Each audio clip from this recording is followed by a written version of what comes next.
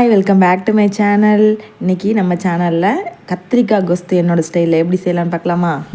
Medium size பெரிய வெங்காயம், கத்திரிக்காய், தக்காளி, பூண்டு தேவையான அளவு எடுத்துக்கலாம். நெக்ஸ்ட்டு குக்கரில் தேவையான அளவு ஆயில் ஆட் பண்ணிக்கலாம். ஆட் பண்ணிவிட்டு கடுகு, உளுந்தம்பருப்பு 1 ஸ்பூனு, கடலைப்பருப்பு 1/4 ஸ்பூனு, பெருஞ்சீரகம், சோம்பு அது 1/4 ஸ்பூனு 3 ஆட் பண்ணி பொரிஞ்சதுக்கப்புறம் மீடியம் சைஸில் பெரிய வெங்காயம் ஒரு 4 பெரிய வெங்காயம் ஆட் பண்ணியிருக்கேன். அதையும் ஆட் பண்ணி லோ ஃப்ளேம்லேயே வதக்கி எடுத்துக்கிட்டு வெங்காயம் வதங்கிறதுக்கு தேவையான அளவு உப்பு ஆட் பண்ணிக்கலாம். நெக்ஸ்ட்டு நம்ம டோட்டலாக எல்லாத்துக்கும் தனியாக அப்போ கடைசியில் கொஞ்சம் உப்பு ஆட் பண்ணிக்கலாம். இப்போ வெங்காயம் வதங்கிறதுக்கு மட்டும் உப்பு ஆட் பண்ணிக்கலாம். மீடியம் சைஸில் தக்காளி 2 ஆட் பண்ணி அதையும் வதக்கிக்கிறேன். நான் தக்காளி 2 தான் ஆட் பண்ணுறேன், ஏன்னா நான் புளி ஆட் பண்ணுவேன். அதனால் 2 தக்காளி மட்டும் ஆட் பண்ணிக்கிறேன். நீங்கள் புளி ஆட் பண்ண விருப்பம் இல்லைன்னா தக்காளி இன்னும் 2 எக்ஸ்ட்ரா ஆட் பண்ணிக்கோங்க.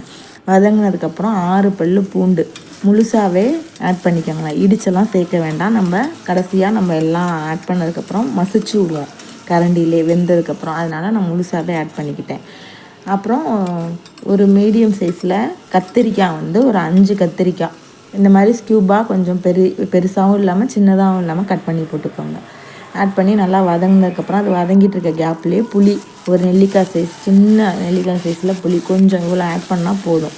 ஊற வச்சு அதை ஒரு சைடு வச்சுட்டு நம்ம இதை வதக்கிக்கிறோம். நல்லா வதங்கினதுக்கப்புறம் ஸ்பைசஸ் கத்திரிக்காய் நல்லா ஒரு 50% வெந்ததுக்கப்புறம் தான் ஸ்பைசஸ் ஆட் பண்ண போகிறோம். மஞ்சள் தூள் 1/4 ஸ்பூன், மிளகாய்த்தூள் 1 ஸ்பூனு, நான் எடுத்திருக்க அந்த ஸ்பூன்லேயே அது 1 ஸ்பூன் ஆட் பண்ணிக்கிறேன். ஆட் பண்ணிவிட்டு சாம்பார் தூள் 2 ஸ்பூன் ஆட் பண்ணுறேன். நீங்கள் காரத்துக்கு உங்களுக்கு காரம் தேவைப்பட்டுச்சுன்னா மிளகாத்தூள் ஆட் பண்ணிக்கோங்க. மிளகாத்தூள், மஞ்சள் தூள், சாம்பார் தூள் மட்டும்தான் ஸ்பைசஸ்ஸு. வேறு எந்த கரம் மசாலா அதெல்லாம் ஆட் பண்ண வேண்டாம். மல்லித்தூளும் ஆட் பண்ண வேண்டாம். ஆட் பண்ணிவிட்டு இது ஸ்பைசஸ் ஆட் பண்ணோன்னே அடுப்பை லோ ஃப்ளேம்லேயே வச்சுட்டு நல்லா வதக்கி எடுத்துக்கணும். நம்ம புளி ஊற வச்சுருக்கோம்ல சின்ன நெல்லிக்காய் சைஸு, அதையும் இதோட கரைச்சி ஊற்றி ப்ரெஷர் குக்கரில் ஒரு 3 விசில் விட்டு எடுத்துக்கலாம்.